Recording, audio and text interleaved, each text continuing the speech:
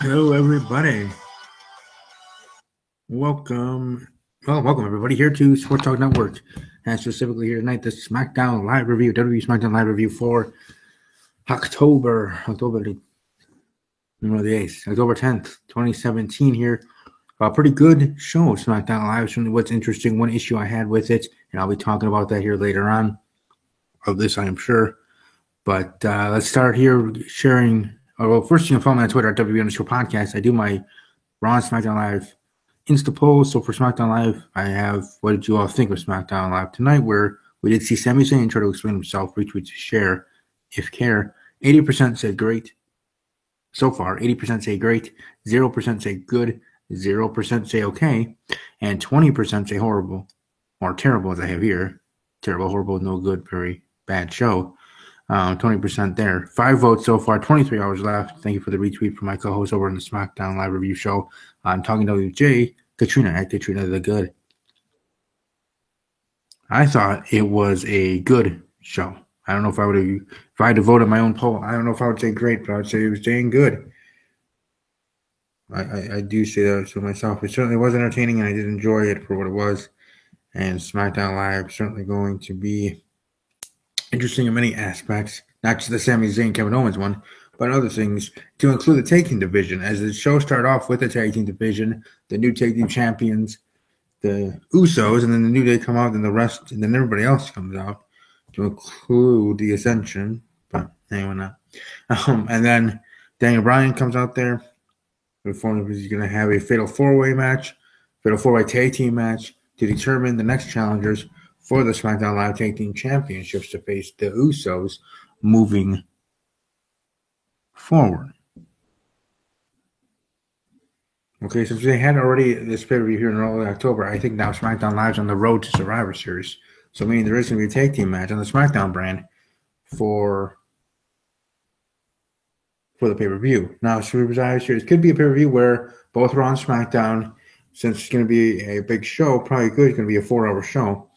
He's going to have their champions, or some of them, actually defending their titles, working double duty, along with being part of Survivor Series matches. So with SmackDown Live now being on the road to Survivor Series, since Raw still has their TLC match on October 22nd, live on the WWE Network, only $9.99. Go there.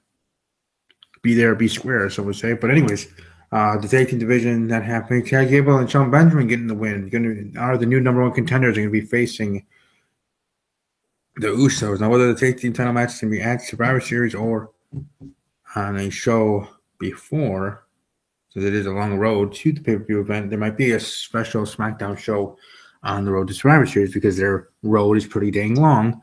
Though Raw joins that road coming now from their breakout and off ramp to the on-ramp to the road, metaphoric road to Survivor Series on October 22nd or after that. So officially October 23rd on that Raw. On their road to Survivor Series themselves. But since SmackDown Live has a longer road, and since it is going to be a while till we get to Survivor Series, since it is, I think it's in mid or late November, but whenever before Thanksgiving, of course. So maybe even early November. But either way, might be a special SmackDown Live event, and that's where they're going to have the tag team title match between Chad Gable and Shelton Benjamin, and not even at Survivor Series. But we're going to have to wait to see in that regard. But either way, things happening in the tag team division. We also saw Luke Harper and Eric Rowan later in the night cutting a promo. Fine, good to have them back, I guess, and as a tag team, especially if we're going to have the Hype Bros breaking up here shortly. Have another tag team to plug in there, take a spot. I'm moving on. Becky Lynch to be my girl Carmella, Miss Money in the Bank. Fine, I deal with her getting L's and taking L's now because she soon will be the new SmackDown Live Women's Champion when she cashes in her Money in the Bank. Kevin Owens and Sami Zayn.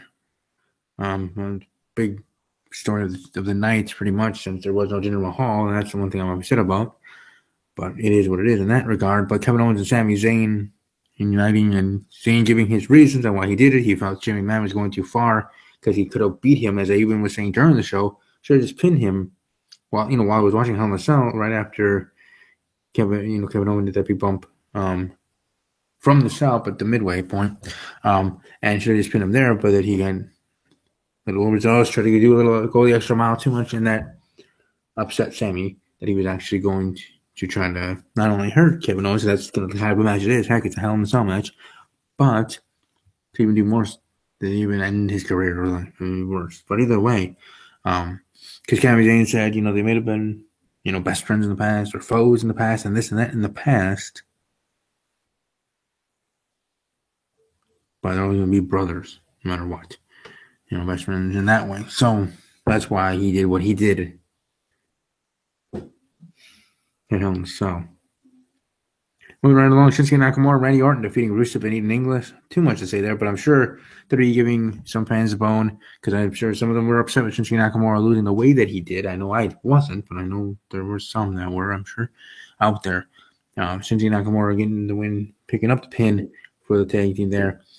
Nakamura and Orton defeating Rusev and Eden English. Where does Rusev go from here? I don't know, but it's going to be interesting to find out. Bobby Roode and Dolph Ziggler, personal score continuing to escalate for sure. Dolph Ziggler coming out there again with no entrance. I do think in the end he's not going to resign. Also, heard rumors of Neville asking for his release and walking out in WWE, but we'll see if that's true. And I'll talk about that on Thursday with the full review of Hell in a Cell with my team and some special guests and others, and Raw and SmackDown alike with them with their thoughts as I do these reviews Monday and Tuesday. Main event time, United States. But point being with Bobby Roode and Dolph Ziggler. Like Bobby Roode, should Dolph Ziggler win the next match? If it is 2 Survivor Series or the special SmackDown Live show on the road to Survivor Series?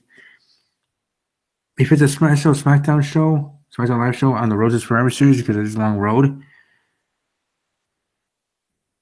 maybe. But if they're just going to have the match at the pay-per-view, then no. Because I'm thinking maybe because if you have him win at a special SmackDown Live show on the road to Survivor Series, then Bobby Roode in the end can win, and this feud actually could end sooner rather than later, because I kind of want this feud to go away so Bobby Roode can do bigger and better things like, I don't know, feud for the U.S. Championship against Baron Corbin. Think about that. My guy, Baron Corbin, and I am also a fan of Bobby Roode's. More so Baron's, yes, but still, at least I love his entrance, like most do. Anyways, Bobby Roode, Baron Corbin, be great feud. Great matches for sure. Heck, even their promo work together would be interesting and entertaining to me, at least to this fan, Stevie K. To me. So, moving right along, the main event, United States Championship match, Baron Corbin successfully defending his championship against AJ Styles. I kind of was surprised a bit that they were going to do that. They decided to do this right away and not have it at Survivor Series or that special event that I keep talking about that may or may not exist. A special event show for SmackDown Live on the road to Survivor Series. But Corbin successfully defending, obviously that's a good thing. Now we'll move on and see where Baron Corbin goes from there. But I was a little bit disappointed that we didn't see the WWE champion Jinder Mahal at all. Like what I thought was going to happen is after the United States Championship match, after even the interview with Renee Young and everything, that they would cut to the back and there would be Jinder Mahal and Daniel Bryan talking. With Daniel Bryan just simply saying, next week you'll find out my plans for you in the WWE Championship moving forward. Or something like that, or whatever they would have him say. Just have Jinder Mahal on camera for at least 5 minutes, 2 minutes, 20 seconds. I don't care. I don't give a dang. Give a darn at all. We'll just have him on camera. I'm trying to show he's your WWE champion. The WWE Championship is the number one championship in all of WWE. Universal title is supposed to be equal because the Universal title is the number one title on Monday Night Raw. I guess like the WWE Championship, but it's still not the WWE Championship. Okay? So the WWE Championship is your number one title. You kind of want your WWE Champion to be there every week. Now, I'm not saying it's no fault. Maybe there was a family thing. Maybe there's other thing. Maybe we just couldn't fit it in because of all the other awesomeness here tonight in the show. But, just time constraint. As I've been saying before, Raw maybe Raw should go to 2 hours. Let the Cruiserweight division stay in 205 Live and just let them try to grow there. Whether or not people will care and watch, that's their own business, right? Us as fans. But then do that. And then have SmackDown Live go 3 hours. Because they can do better with the talent they have and with booking their shows and make it ebb and flow and just go with a great and positive. Be great shows, and they have done great shows. Now, maybe if it does go 3 hours, maybe I'm giving creative SmackDown Live too much credit that maybe if they ever did go 3 hours, whether for one show or permanently, depending on if USA wants that or otherwise, that maybe it wouldn't go as great, but I think it would. I think SmackDown Live would flourish if it's or continue to flourish if they did go 3 hours. I don't see there being an issue, at least to me, in that sense if they did. And this year tonight was going on with not having Jim Holmes show, kind of shows at least to me in that way. But still a great show for SmackDown Live. I certainly did enjoy it. Looking forward to how things go moving forward. I think everybody that watched live and will be watching archive, welcome to like this video, share the video, subscribe to the channel. If you're not yet, subscribe. And if you are subscribed and have not yet rung the bell, please do so. Obviously you don't have to, but hey, you'll be the first ones to be notified, part of the notification squad, and know when I go live with the video and then when it's processed and uploaded to the channel. And then you can check it out either way, whether it's live or otherwise. So I thank everybody. I hope you all have a great rest of your evening, rest of your days. Tomorrow I'll be back here for Talking Packers with Steve, as I always do here on Wednesday evenings, going forward now to week 6 in the NFL season. And the craziness going on with protests and that stuff just getting weirder, crazier, and a little bit off the tracks. But I'll talk about that tomorrow night in regards to NFL and pro football. Stay safe. I'll see you tomorrow night, 7 p.m. Central, 8 p.m. Eastern, here on the YouTube channel, here Sports Talk Network.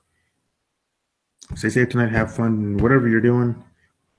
And hello to all my audience that I do know that I've been watching overseas. I've been checking my analytics, been seeing people been watching.